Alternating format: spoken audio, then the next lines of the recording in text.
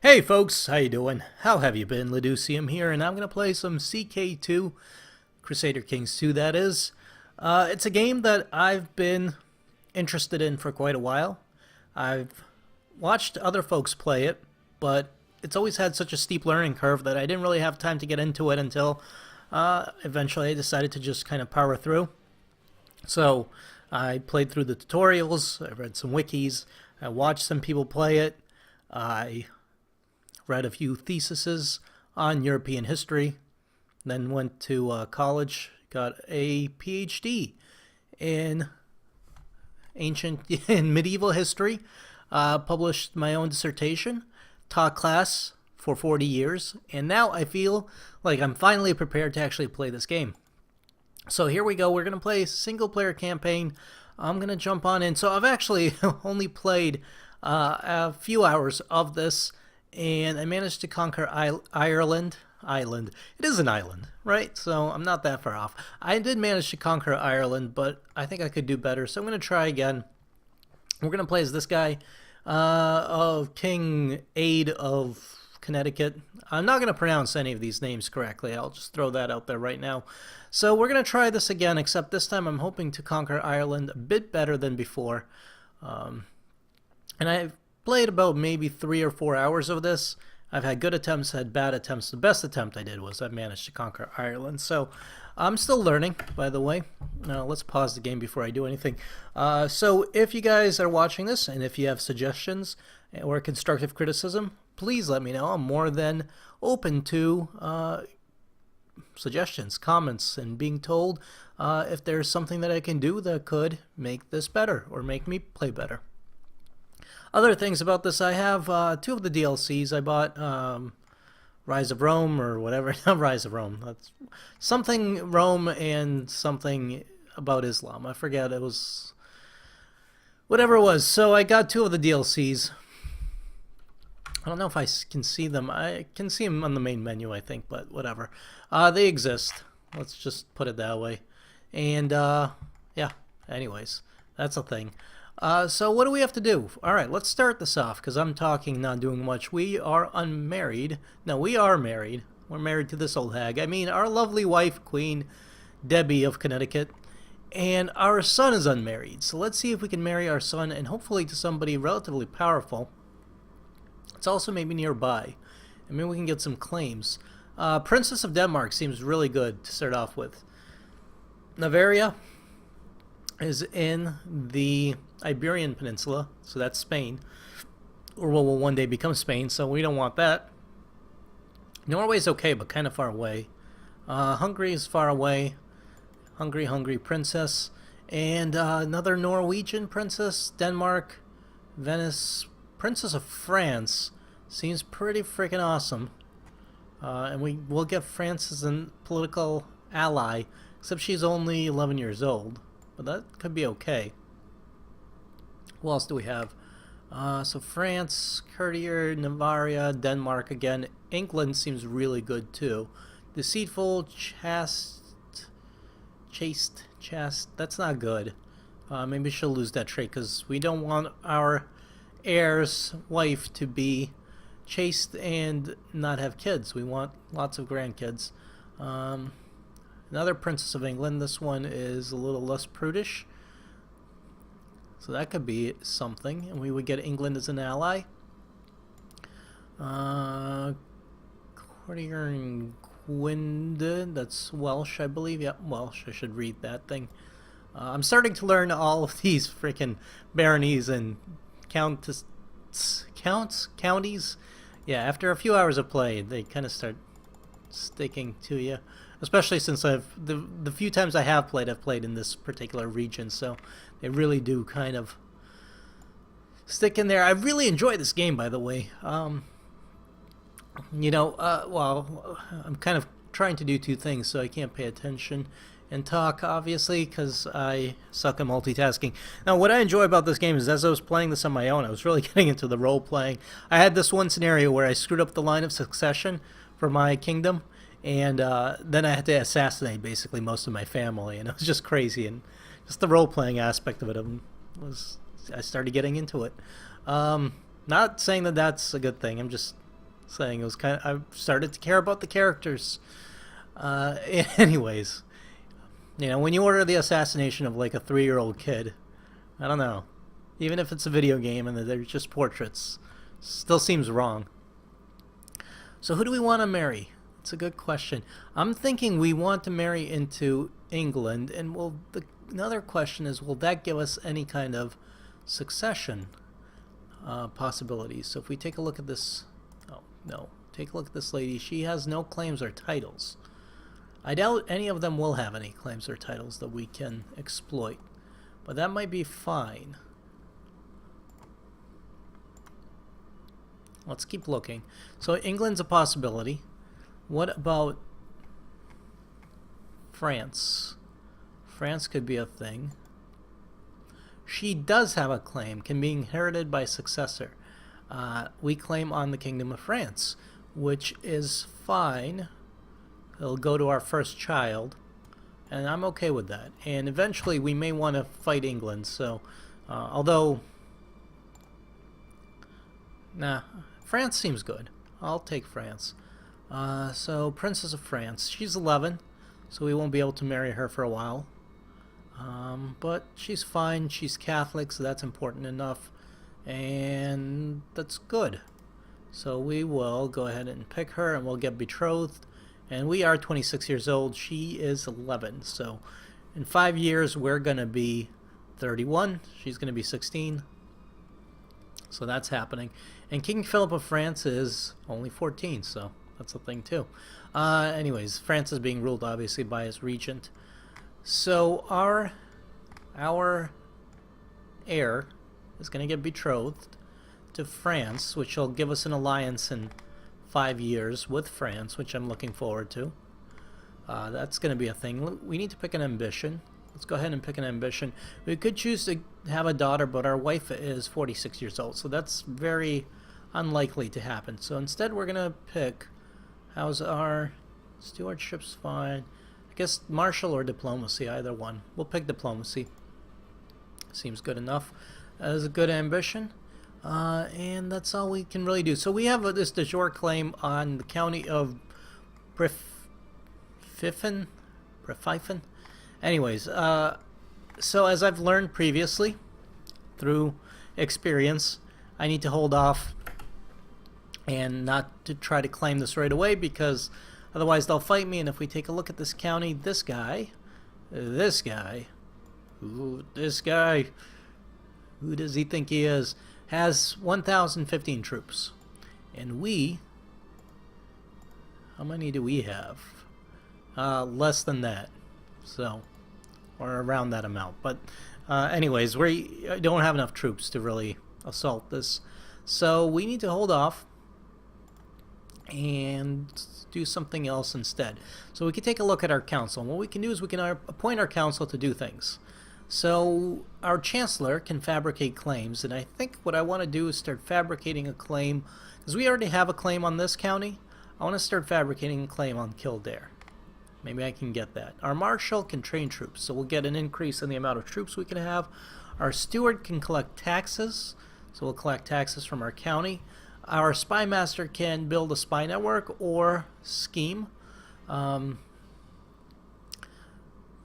So I think what we'll do is build a spy network, and maybe we'll build a spy network in this county, so maybe we can discredit the Duke there, and it's our queen as well. That's the spy there.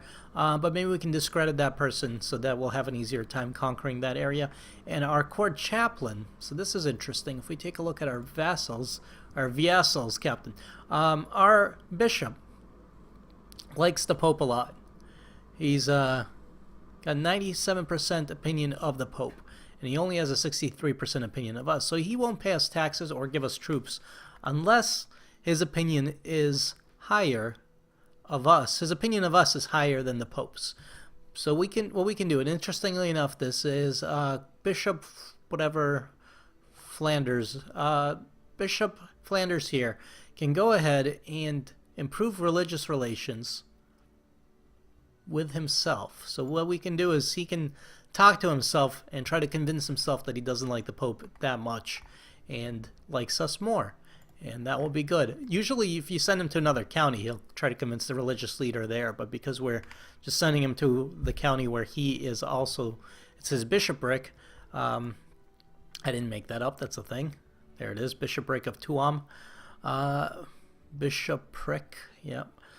So yeah, he can convince himself he doesn't like the Pope as much, and hopefully that'll result in more troops and more money coming in.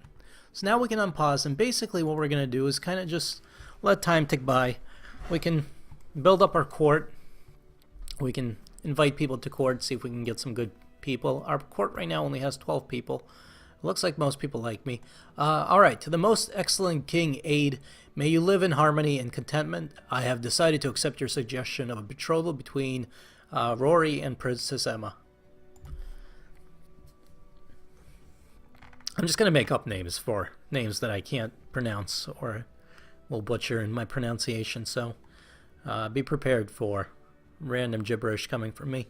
Anyways, so our court likes us a relatively good amount. I mean, not great, but not bad. Zealous, long reign, we get bonus for that. We're cynical, so they don't necessarily love that. For the most part, they're cool with us. So let's take a look. What we can do is we can go, while we're wasting time basically, we can go to find characters and we can search characters in our court. Oh, something's happening. My liege, since I arrived in Connacht, there has never been a shortage of soldier reinforcing the troops stationed there. Under our guidance, they believe fame and fortune awaits them, so we get plus 50% levy reinforcement rate, which is good. Anyways, we're going to take a look at our court here. We have one person that wishes to get married. It's this guy, Cerebral Courtier, in our court. He is a fortune builder. He's fertile, he's cynical, charitable, shy. Aw, don't be shy, dude. It's cool, I'll help you out. And his ambition is to get married. So if we can help this guy get married, he'll like us more. So let's hook him up with somebody. I'm just scrolling through to see if there is anybody whom we can build an alliance with. That would be, flag would be blue here, so there isn't, and that's fine. So how about this courtier from Portugal? She is a mastermind theologian, brave, content, charitable, and kind, and she has really good stats, so we can bring her over to our court. She's got pretty good stats. Let's see if there's anybody even better. No.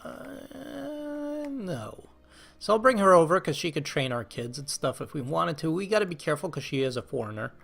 But we'll bring her over. We don't gain any prestige or lose any prestige in doing so. But yeah, our dude married there. And now our grandson. We need to pick an education for our grandson. So yep, so we got this lady arrived. So now what we can do is we can actually, if we wanted to, let's pause the game for a sec. We could have this lady... is that the right lady? No. No, that's not the right lady. Charitable. She's pretty good, though. She's got good intrigue and stuff. We can't have the other lady educator kid for some reason. Oh, there she is. We could have our educator child, but the problem is Portuguese, so he might develop a thing. He might develop problems, but she's got pretty good diplomacy, pretty good stats overall, and decent traits here. Content is okay. Liege opinion plus 50. Brave is good. Mastermind theologian. Learning is okay. I kind of like those traits. I just am nervous because she happens to... what about you? Intricate web weaver. Intrigue. Charitable. Slothful is terrible. Stewardship learning. Ugh. Oh, she has no intrigue, though. But I really like the diplomacy. And who's got the highest stewardship? 12. Whoa, whoa, whoa, whoa, whoa, whoa, whoa, whoa, whoa, whoa. 21. You're ambitious, though. Genius. Midas touched. Cynical. Honest. Temperate. I really don't like the ambitious trait because I don't want that passed along. Although, are you our first grandson? That's a good question. Let's find out. You are the oldest. So, you know what? Okay, I'm alright with ambitious. If I can actually get some of these traits passed along to you. Where's our 21? Wait, where did the 21 go? Wasn't it just there? Am I blind? Okay, 17's good. Oh, there it is. 21 stewardship, yeah. So yeah, this guy, let's have this guy train. Even though he's ambitious, and ambitious could be problematic, I think ambitious for our, hopefully to be eventual ruler is okay. But for others, probably not. The vassals won't necessarily like ambitious, but they'll have to deal. Or we'll imprison and kill them all. Wahaha. Anyways, are you on our court too? You are not. Why are you not our steward? Point. Is it because you're ambitious? Why can't I appoint that guy? 12. I don't quite understand. Oh, because you're our chancellor. Got it. But you only have a diplomacy skill of 12. So what I really want to do, and you have diplomacy skill of 2. You suck. What I really want to do is balance this around, I think. I gotta wait. Let's wait till March. And then we'll move stuff around, I think. Because we'll take the guy that's 21 and we'll definitely have him be steward. And we'll lose a little bit of opinion of us for firing them, but they'll get it back when they get new jobs anyway, so it's fine. It'll be good. It'll be fine. Everything's fine. Nothing to worry about. It's good. So we've got a long ways to go until we have enough money. I'm going to save up till about a little over 200 gold before I try to take this county, because I'm going to probably need to hire mercenaries, and they're going to be expensive. And what I learned in a little bit of play on my own, when is this? Okay. What I've learned is that I can, if I don't pay the mercenaries, they can turn against me. And that was disastrous last time. So, what we're going to do, and I've never done this, but I'm going to have this guy resign. I'm going to have this guy resign.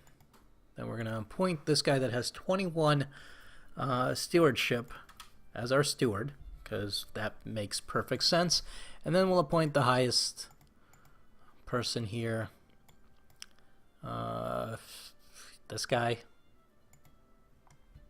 Appoint him there. He's only got 9, which sucks, but yeah, he's only has a 3.38% chance to fabricate claims. That's really bad. So what we're going to do, we'll have that guy collect taxes. What we're going to do after that is we're going to try to invite people to court and see if they will come, and maybe they'll also bring better stats with them. So we can invite a nobleman to court. It's going to cost us, no, we want to invite a holy man to court. It's going to cost us a little bit of piety, but we should get a couple of new people. And if we go take a look at court, who do we get? I have no idea who we got that's new. Let's sort by opinion. Alright, none of that is helping me. Let's go to the character finder and take a look at our court here. So that's our court. Actually, let's search the realm, because that's fine. And we can find the person with the highest diplomacy, and that is actually this lady. So if I could, I would like to appoint her my spy master. How do I do that? I don't think I can do it from there. Can I? Not spy master. Chancellor. Appoint.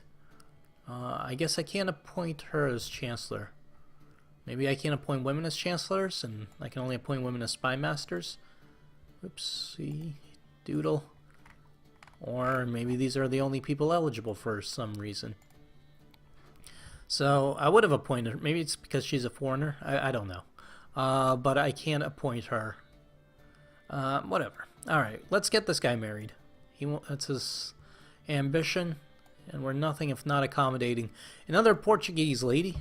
So we could get some Portuguese women up here. And there's not a lot of choices, actually. This Irish lady that's in our court, we can marry her if we wanted to. But I'd rather not. Another Portuguese lady, Norman lady. Well, little girl, she's only 13. Eventually she'll be old enough to marry. Who else? Who else? Norman, Octian, I have no idea. France. Okay, that's France. Welsh. Do any of them have claims? I doubt it. Oh, you have claims. We claim Petty Kingdom. We claim Petty Kingdom. Yeah. Yes. So that's the lady, girl from Welsh. The Welsh girl. There we go. That's what I was trying to say. We will get you coming over here. Because if we bring her over to our court, she brings the claims with us. And we might be able to, she passes the claims on to our kids, and then we give those kids land. We can press the claim on their behalf. They're our vassal captain. And we can get the land for ourselves. That's all good stuff. And that is how we take over the world. So, we've got that going. Alright, while that's happening... Oh, alright. I have decided to accept your suggestion. Good, awesome. So we got that girl. Well, eventually, she's betrothed right now.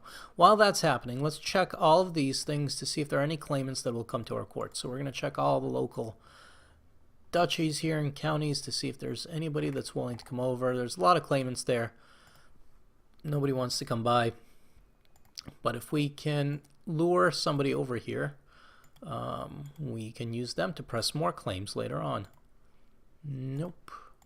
So what I'm looking at is the claimants tab here, if it lights up, and then what I'm looking at is this plus thumbs, or green thumb, the thumbs up there, to let us know that this person, for example, would be willing to come to our court. So we'll invite him over. Nobody there. Nope. And this kingdom, what about you? Nope. Okay. So only one guy wants to come over. That's fine. So we got another person. So we're growing our court. We have all of these people. This guy does not like us that much, though. So let's go ahead. We'll give him an honorary title for now. Maybe. Actually, I don't care if he likes us or not. It doesn't matter. He's just a courtier. Eventually, if we have the land, we can give him land. So we got the... Because he's in our court now, we have a de jure claim on Ossory, but the claim is on his behalf. So if we go to this guy here, and the Earl of Ossory, we have this claim on this guy's behalf. Now, if I just capture this, again, something I learned kind of through tutorials, but also through bad luck and just personal experience. If I capture this on his behalf, he gets this. And in fact, it's important to read these descriptions here. So it says, if we win the war, Earl Domhnall loses 100 prestige. That's the guy that's the Earl of that county right now. And the Gila monster, Mech something, gains the county of Ossory. So he gains the county, but we don't get anything other than, you know, an ally. Or not even an ally, just a friendly person over there. But that's not worth us risking our lives and our troops for that. That is so beautiful. We have claims over here, de jure claims, because...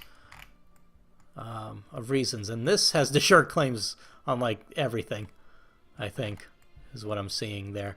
But we have de jure claims over there, and we have de jure claims over here in this area. Well, not de jure claims, maybe. This is embargo claim, casus belli due to embargo, and embargo. Why is this being embargoed? Pisa, I don't know. And then here we have some kind of claim. Embargo. Okay, never mind. So we only have claims here because of embargo. Not claims. Casus belli. Reasons to declare war, basically. Here we can claim Ossory, or we have a de jure claim on this county. And we have a de jure claim because it just goes along with this. Petty Kingdom of Connacht involves this whole thing. So we can create this petty kingdom if we wanted to. And we will. eventually, as soon as we have the money to do so. Anyways, so with that, we're going to keep on going, and we're going to let time pass, but we're going to do this in the next episode. I am going to put a break in this episode, and when we come back, we'll play some more CK2 and see how things pan out. In the meantime, folks, if you enjoyed this episode, please show your support, leave a like, it helps me out a bunch, hit subscribe if you haven't already, you get updates whenever I post new stuff, and as always, my name is Laducium. I appreciate you guys watching, and I hope to see you guys next time. Later!